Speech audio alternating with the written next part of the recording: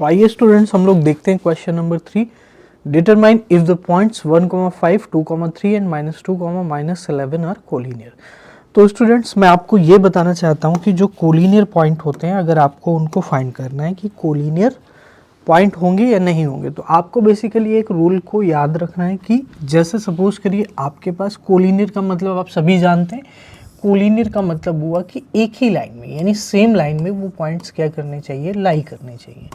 Same line में क्या करना चाहिए, लाई करना चाहिए। दैट मीन्स अगर आपका एक पॉइंट ये है और इसी के सीधे एक पॉइंट ये है और इसी के सीधे एक पॉइंट ये है, तो ये पॉइंट क्या हो जाएंगे, कोलिनियर। क्यों? क्योंकि ये एक लाइन में लाई कर रहे हैं। लेकिन अगर तीन पॉइंट्स ऐसे होते तो ये कोलिनियर कभी नहीं होती, क्योंकि अगर आप इसको ज्वाइन करने की कोशिश करते, इन दोनों को एक लाइन में लाने की कोशिश करते, तो ये वाला रह जाता।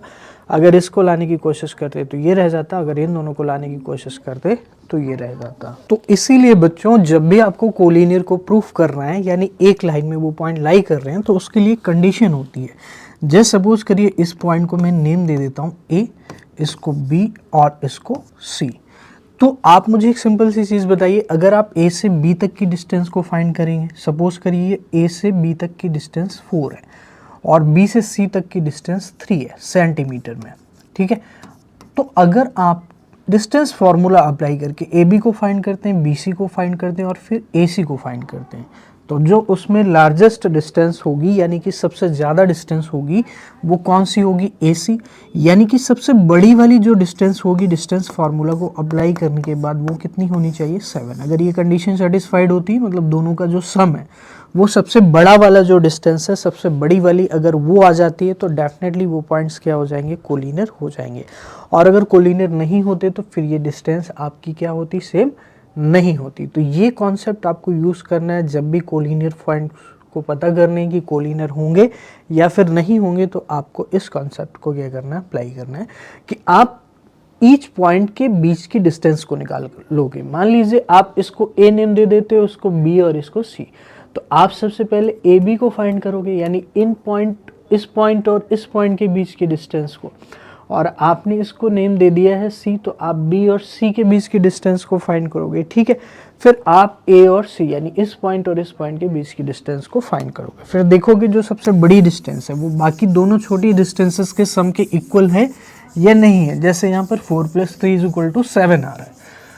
उसके बाद आप डिसाइड कर पाओगे कि ये कोलिनियर होंगे या नहीं होंगे। तो सबसे पहले आपको फाइंड करना है ए बी डिस्टेंस को। तो आपको पता है ए पॉइंट ये है, बी पॉइंट ये है, तो आप या तो यहाँ पे लिख सकते हो, ठीक है, और फिर उसके बाद आप डिस्टेंस को ए बी को फाइंड कर सकते हो। तो सपोज करिए ये ए पॉइंट हो गया आपका कितना, 1,5 हो गया, और मैंने बी पॉइंट को लेट कर लिया है कितना, 2,3 ले लिया है।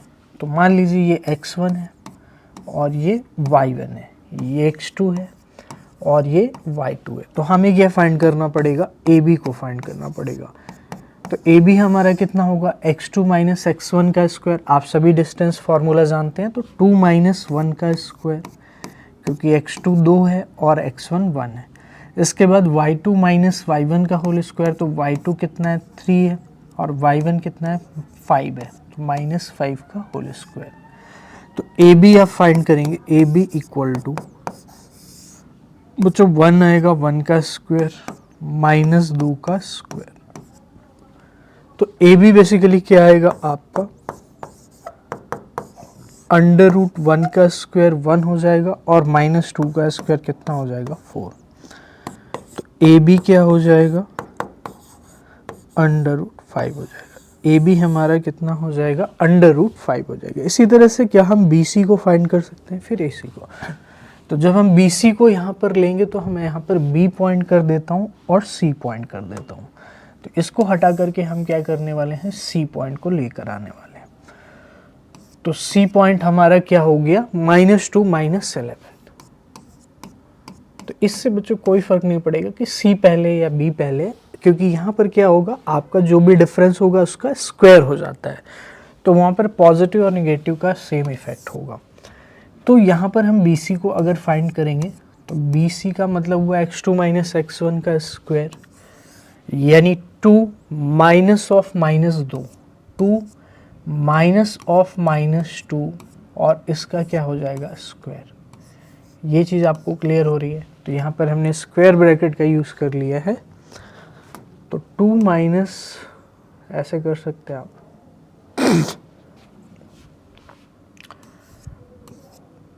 ठीक है, 2 माइनस माइनस 2 का स्क्वायर, तो x2 माइनस x1 का square plus y2 minus y1। y2 हमारे पास 3 है और y1 कितना है, -11 है। इसका स्क्वायर करेंगे होल स्क्वायर। ठीक है स्टूडेंट्स, तो ये हमने कर दिया है। अब इसको हम सिंप्लीफाई कर लेते हैं। तो B C equal to 2 minus minus 2 यानी 2 प्लस 2 यानी 4, 4 का स्क्वायर आ जाएगा। और यहाँ पर 3 माइनस माइनस 11, 3 माइनस माइनस 11 का मतलब क्या हुआ, 3 माइनस माइनस 11 का मतलब 14 और 14 का स्क्वायर आ जाएगा। तो आप सभी जानते हैं बी सी बराबर 4 का स्क्वायर क्या होगा 16, 14 का स्क्वायर होगा 196। तो बी सी आ जाएगा 16 प्लस 196 यानी कितना होगा, आप इसको फाइंड कर सकते हैं 202 प्लस 10 यानी 212। तो 212, यहाँ पर आप यूनिट लिख सकते हैं क्योंकि ये जो इसकी डायमेंशन है वो सेंटीमीटर या मीटर कुछ भी मेंशन नहीं है, तो आप इतने यूनिट लिखेंगे। तो A B and B C को फाइंड कर लिया। तो ए बी हमारा √5 है, इसको मैं इधर लिख लेता हूँ। अब मुझे फाइनली क्या फाइंड करना है, ए सी को फाइंड करना है। तो ए बी हमारा आ चुका है √5 और बी सी है बच्चों हमारा 212। अभी हम 212 को और सिंप्लीफाई कर सकते हैं, यहाँ पर कुछ कॉमन वगैरह भी आ सकता है, तो ले देखेंगे उसको बाद में। पहले मैं ए सी को फाइंड कर लेता हूँ उसके बाद। तो आपको भी यही मेथड फॉलो करना है। सबसे पहले आप सारी डिस्टेंसेस को फाइंड करेंगे, उसके बाद स्टूडेंट्स आप चेक करेंगे कि यह कोलिनियर होगा या फिर नहीं होगा। तो ए सी बेसिकली, अब हमें ए पॉइंट की रिक्वायरमेंट है। तो C point I have written already, तो हम ए पॉइंट को यहाँ पे लिख लेंगे। तो हमारा ए पॉइंट कौन था, फर्स्ट वाले यानी 1,5। तो ये मैंने लिख लिया है। अब यहाँ पर ये x1 हो जाएगा, y1 हो जाएगा, ये x2 हो जाएगा और ये y2 हो जाएगा। तो जो AC होगा बराबर x2 माइनस x1, तो x2 हमारा 1 है और x1 है -2 इसका square, y2 minus y1 5 minus 11 का होल स्क्वायर। ठीक है, ये चीज़ आपको क्लियर हो रही है, यहाँ तक आपको कोई भी दिक्कत नहीं होगी। तो AC हम निकाल लेंगे। AC हमारा क्या आएगा, 1 माइनस माइनस 2 का स्क्वायर यानी 1 माइनस माइनस प्लस 1 प्लस 3 का स्क्वायर, और 1 प्लस 3 का स्क्वायर क्या होगा, 9 होगा। सॉरी 1 प्लस 2 का स्क्वायर, 1 प्लस 2 क्या हो जाएगा 3, और 3 का स्क्वायर क्या होता है 9। 5 माइनस माइनस 11, 5 माइनस माइनस 11 का मतलब हुआ 16 यानी 5 प्लस 11 ये हो जाएगा 16, और 16 का जो स्क्वायर होगा आप सभी जानते हैं 256 हो जाएगा। ठीक है, तो AC जो आएगा वो कितना आ जाएगा स्टूडेंट्स, 256 प्लस 9 265 यूनिट। तो इतने यूनिट आ जाएगी। तो 265 यूनिट है हमारी क्या AC, और AB है हमारा 5 और BC है हमारा 2112। तो आप देख सकते हैं यहाँ पर अगर आप इसको सॉल्व भी करेंगे आगे, तो AB और BC जो डिस्टेंसेस हैं वो हैं कि आपकी कौन सी डिस्टेंसेस कम है। तो आप यहाँ पर अगर इसके फैक्टराइजेशन करेंगे यानी अंडर रूट के अंदर कोई भी नंबर अगर आप 2 बार मल्टीप्लाई करेंगे तो 1 बार बाहर आएगा। तो फैक्टराइजेशन करके आप पता कर सकते हैं कि कौन सी वैल्यू यहाँ पर 2 बार ली गई, 2 बार यहाँ पर प्रेजेंट है, और फिर आप उससे उस चीज़ को बाहर ले सकते हैं। तो आप इसको सिंप्लीफाई कर सकते हैं 5 से। तो एक बार आप इतना नोट कर सकते हैं, प्रीवियस कुछ भी नोट करना था जो मैंने इरेज किया तो उसको पॉज करके नोट करेंगे। ठीक है, अब हम लोग सारी डिस्टेंसेस को लिखेंगे और उसका एनालिसिस करेंगे कि क्या ये कोलिनियर होंगे या फिर नहीं होंगे। तो ऑब्वियस सी चीज़ है जो AC डिस्टेंस है वो हमारी क्या है, लार्जेस्ट डिस्टेंस है। ठीक है, तो आइए देख लेते हैं इसको।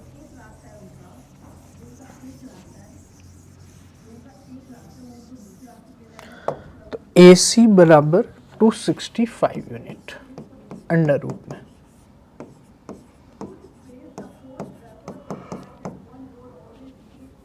अब आप 5 के फैक्टर तो नहीं कर पाएंगे, लेकिन BC में 2 है जो उसके फैक्टर कर सकते हैं। तो BC बराबर 212 और साथ के साथ मैं AB भी लिख लेता हूँ अंडर रूट 5 यूनिट। ठीक है, ये चीज़ आपको क्लियर होगी। I hope so it is very much clear to you. तो ये सारी चीज़ें इरेज कर देते हैं और देखते हैं यहाँ पर क्या AB प्लस BC जो है AC के इक्वल आ सकता है कभी। तो AB सिंप्लीफाई नहीं किया जा सकता, लेकिन BC को हम सिंप्लीफाई कर सकते हैं। यहाँ पर 212 होगा। तो BC को अगर मैं सिंप्लीफाई करूं और AC को, तो आइए BC को सबसे पहले देखते हैं। 212 क्या इसके फैक्टर होंगे? तो 2 1 जा 2, 2 0, 2 6 जा 2 से करेंगे, 2 5 जा 2 3 जा। तो 53 एक प्राइम नंबर है, आप सभी को पता है, तो 1 टाइम जाएगा। तो इसको लिख सकते हैं 2 स्क्वायर इंटू 53।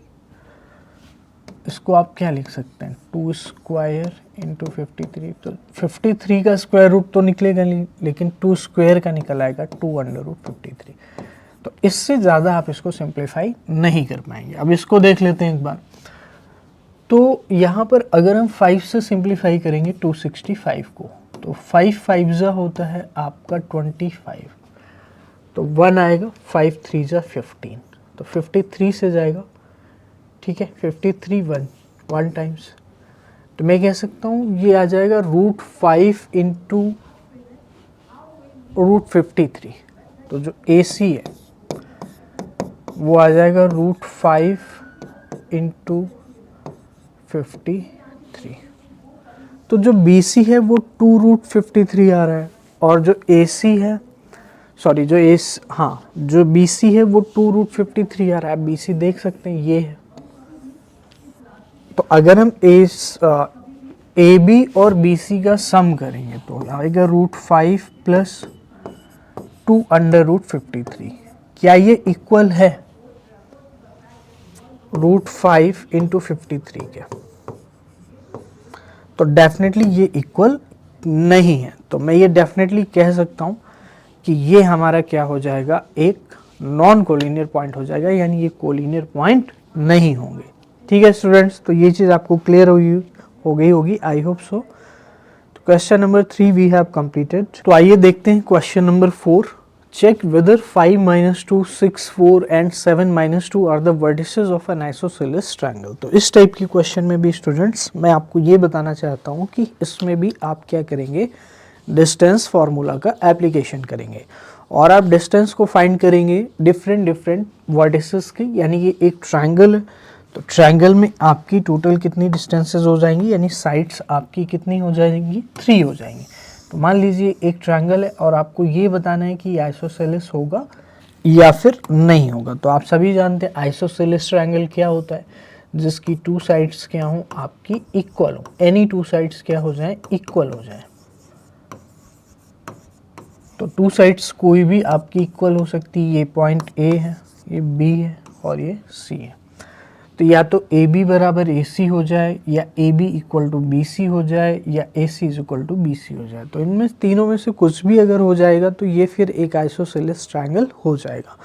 तो बेसिकली ABC के कोऑर्डिनेट दिए गए हैं, तो इसके वर्टिसेस दिए गए 5 - 2 6 4 एंड 7 - 2। तो मैं यहाँ पर लेट कर लेता हूँ 5 - 2, ठीक है, 6, 4 और 7 - 2। तो ये चीज़ आपको यहाँ पे समझनी है। तो मैंने क्या किया है, इनके वर्टिसेस को ABC लेट कर लिया। तो let the given points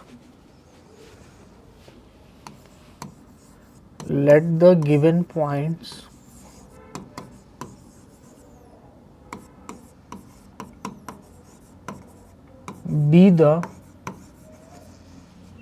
vertices of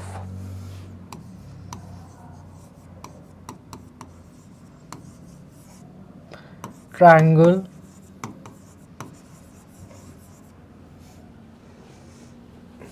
ABC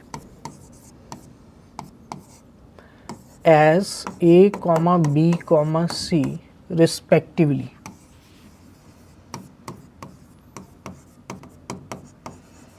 ठीक है। तो ये क्या होते हैं, वर्टिसेस होते हैं। हमने इसको लेट कर लिया है कि ये वर्टिसेस हमारा ए है, इसी सीक्वेंस में ए है, ये बी है और ये पॉइंट क्या है हमारा सी है। तो ये चीज़ आपको समझ में आ रही होगी, आई होप सो। तो this point I have let A, this is B and this is C. तो अब हमें बेसिकली करना क्या है, हमें ए बी बी सी और ए सी को फाइंड करना है। तो हम अप्लाई करेंगे डिस्टेंस फार्मूला। तो ए बी इक्वल टू क्या आएगा, x2 माइनस x1 का स्क्वायर। तो x2 मैं इसको मान लेता हूँ, y2 इसको मान लेता हूँ ए बी के लिए, x1 इसको, y1 इसको। तो मेरा x2 जो होगा वो 6 होगा, तो 6, ठीक है। और x2 माइनस x1 यानी x1 कितना है 5 है, plus y2 minus y1, y2 कितना है 4 है,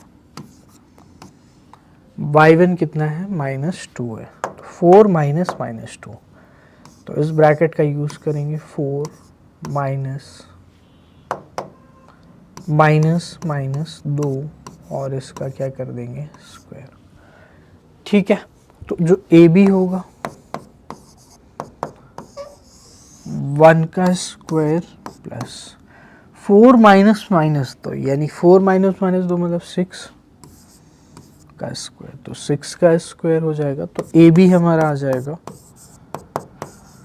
√1 प्लस 36, ए बी हो जाएगा हमारा √37 यूनिट। तो ए बी जो है वो कितना हो जाएगा 37 यूनिट। ये चीज़ आपको क्लियर हो रही है, यहाँ तक कोई दिक्कत नहीं होगी। एक बार आप इतना नोट कर सकते हैं, क्योंकि अभी हमें दो साइड्स और निकालनी, यानी बी सी निकालना पड़ेगा और ए सी निकालना पड़ेगा, तभी मैं कुछ कह सकता हूँ इस ट्रायंगल के बारे में कि आइसोसेलेस होगा या फिर नहीं होगा। तो you can note it down first, then we will erase. A B हमारा आ चुका है √37, तो इसको मैं अलग से लिख लेता हूँ।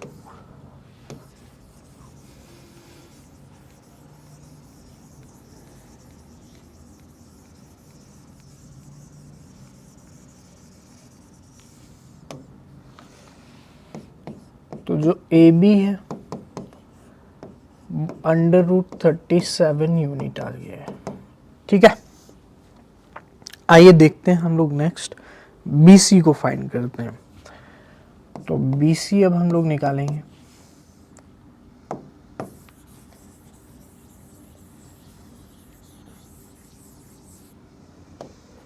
तो बी सी यानी इस बार ये x1 y1 का काम करेगा, ये x2 y2 का। तो x2 है 7, तो 7 माइनस 6 का स्क्वायर प्लस y2 कितना है -2, और माइनस हमारा हो जाएगा y1 कितना है 4 इसका स्क्वायर, ठीक है। तो जो BC होगा 7 माइनस 6 यानी 1 का स्क्वायर, -2 -4 यानी -6 का स्क्वायर। तो BC आ गया है आपका 1 -6 का स्क्वायर 36। तो BC हमारा हो जाएगा √37 यूनिट। क्या ये चीज़ आपको क्लियर होगी कि BC कितना आ चुका है 37। तो यहाँ पे मैं लिख देता हूँ BC। तो दो साइड्स तो इक्वल आ चुकी है, तो मैं ये डेफिनेटली कह सकता हूँ ये आइसोसेलेस होगा, ठीक है। तो इस तरह से आपको इस क्वेश्चन को क्या करना था, कंप्लीट करना था। आप AC को भी फाइंड कर सकते हैं। तो आइए हम लोग AC को भी फाइंड कर लेते हैं। AC हमारा होगा AC यानी x1 y1 ये है, x2 y2 ये है। तो x2 माइनस x1 का स्क्वायर यानी 7 माइनस 5 का square plus y2 minus y1 का स्क्वायर। y2 है -2 और y1 भी है -2 यानी 0 आ जाएगा। सेम चीज़ माइनस हो रही है, तो -2 का स्क्वायर। तो माइनस एंड माइनस क्या हो जाएगा प्लस। तो AC हो जाएगा 7 माइनस 5 यानी 2 का स्क्वायर यानी कितना हो जाएगा 4 प्लस 0। 4 प्लस 0 कितना आएगा अंडर रूट 4 यानी यहाँ पर आ जाएगा आपका 2 यूनिट। तो hence we can observe AB is equal to AC, sorry AB is equal to BC but not equal to AC. So hence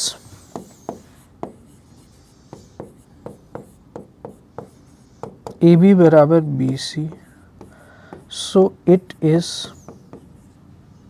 an isosceles triangle.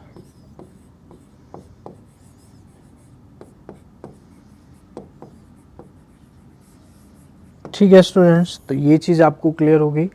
तो ये आइसोसेलेस क्यों होगा और इस टाइप के क्वेश्चन को हम लोग कैसे अटेम्प्ट करते हैं। तो we have completed question number 4।